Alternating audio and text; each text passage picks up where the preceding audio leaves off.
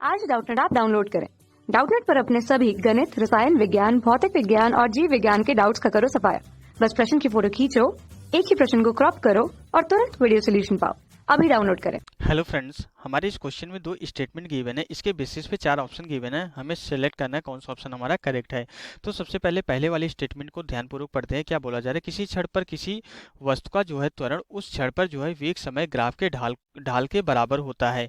तो यहाँ पे जो है क्वेश्चन को हम यहाँ पे ग्राफ बना के देख लेते हैं। सबसे पहले हम यहाँ पे जो है वेग और समय का कोई भी एक ग्राफ कंसीडर कर लेते हैं। ओके, ये हमारा क्या होगा, ये हमारा जो है वेग का एक्सिस मान लेते हैं। ओके, ये हमारा वेग का अक्ष हो गया, ये हमारा समय का अक्ष हो गया, ये हमारा मूल बिंदु हो गया। तो मान लेते हैं हमारा कोई भी एट रैंडम कोई भी ग्राफ इस तरीके से ले लेते हैं। तो इस पर्टिकुलर पॉइंट पी पर जो है हमारा क्या बोला है, अगर इस पर्टिकुलर पॉइंट पी पर अगर हमें त्वरण निकालना है तो त्वरण हमारा क्या होगा, यहाँ पे इसके ढाल के बराबर होगा। तो इस पर्टिकुलर पॉइंट पे जो हमारा त्वरण हो जाएगा, कितना हो जाएगा, यहाँ पे इस पॉइंट पे जो त्वरण होगा, यहाँ पे ये पॉइंट हमारा यहाँ पे न हो गए, ये स्पर्श रेखा इस पॉइंट से जा रही है, तो यहाँ पे जो ढाल होगा त्वरण इसके बराबर होता है। तो किसी क्षण मान लेते हैं टी टाइम पे जो है इस पर्टिकुलर पॉइंट पी पे जो है वस्तु का जो त्वरण होगा उस क्षण पर वेग समय ग्राफ के ढाल के बराबर होता है। तो यहाँ पे हमारा क्या हो जाएगा, जो त्वरण होगा किसके बराबर होता है, हमें पता है कि जो त्वरण होता है हमारा क्या होता है, त्वरण इक्वल टू हमारा जो है वेग में परिवर्तन की दर ही हमारी क्या होती है, त्वरण होती है। यहाँ पे अगर वेग परिवर्तित होगा तभी हमारा त्वरण आएगा, तो वेग में परिवर्तन की दर ही हमारी क्या होती है, त्वरण होती है।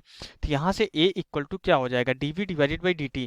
तो अगर हमारा जो है v का जो है t के सापेक्ष अगर हम अवकलन करते हैं, v का t के सापेक्ष अवकलन करते हैं, तो vt ग्राफ का क्या आता है, हमारा प्रवणता आ जाता है।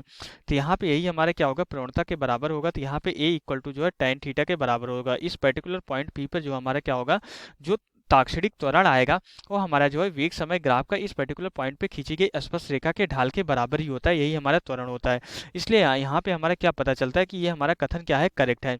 कारण क्या बोला जा रहा है, तर्क क्या दिया जा रहा है कि एक समान चाल के लिए जो है त्वरण हमारा शून्य होता है। तो ये हमारा स्टेटमेंट रॉन्ग हो जाएगा। क्यों रॉन्ग हो जाएगा, क्योंकि हमारा जो त्वरण होता है वेग में परिवर्तन की दर हमारी जो है त्वरण होती है। अगर हमारा चाल नियत हो जाए, मीन्स अगर हमारा जो है वेग हमारी क्या होती है, सबसे पहले हमें ये समझना है कि वेग हमारा क्या होता है, वेग हमारी एक सदिश राशि होती है। इसमें जो है ये सदिश राशि होती है। जब हमारा वेग नियत होता है, जब हमारा वेग नियत होता है तभी हमारा जो है त्वरण क्या होता है, उसी कंडीशन टी के सापेक्ष इसका अवकलन जो है जीरो हो जाता है, तभी हमारा त्वरण शून्य आता है।